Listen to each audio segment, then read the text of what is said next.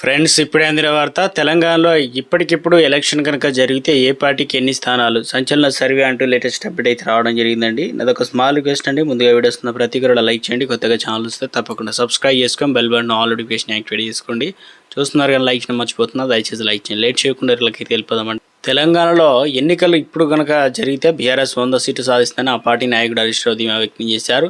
రాష్ట్రంలో ఎప్పుడు ఎన్నికలు జరిగినా తమ పార్టీ ఒంటరిగా పోటీ చేసి అధికారంలోకి వస్తుందని ఆయన స్పష్టం చేశారు. ఈ వ్యాఖ్యలు రాష్ట్ర రాజకీయాల్లో చర్చనీయంగా మారాయి. ప్రజల మద్దతు బీఆర్ఎస్కు ఉందని, రాష్ట్ర అభివృద్ధికి తమ పార్టీ కట్టుబడి ఉందని ఆయన నొక్కి చెప్పారు. ఈ విశ్వాసం పార్టీ కార్యకర్తలు ఉత్సాహాన్ని నింపుతుంది. బీజేపీతో బీఆర్ఎస్ పొత్తు పెట్టుకుంటుందన్న ఊహాగానాలు హరీష్ రావు తోసిపుచ్చారు. బీఆర్ఎస్ ఎలాంటి పొత్తు లేకుండా స్వతంత్రంగా పోటీ చేస్తుందని ఆయన స్పష్టం చేశారు. ఇక కేసీఆర్ ఇటీవల ఈ విషయాన్ని స్పష్టంగా ప్రకటించారని ఆయన గుర్తు చేశారు. ఈ నిర్ణయం పార్టీ యొక్క బలమైన సిద్ధాంతాలు, స్వతంత్ర విధానాన్ని ప్రతిబింబిస్తుందని ఆయన పేర్కొన్నారు.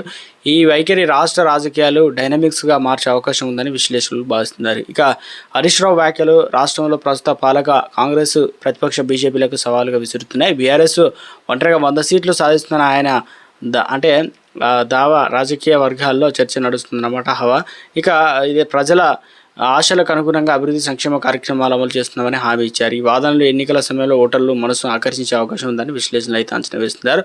తెలంగాణలో రాజకీయ పరిస్థితులు వేగంగా మారుతున్నాయి. ఇక నేపథ్యంలో హరీష్ రావు వ్యాఖ్యలు కీలకంగా మారాయి. బీఆర్ఎస్ యొక్క ఈ విశ్వాసం రాష్ట్రంలో రాజకీయ సమీకరణలో ప్రభావితం చేయవచ్చని భావిస్తున్నాయి.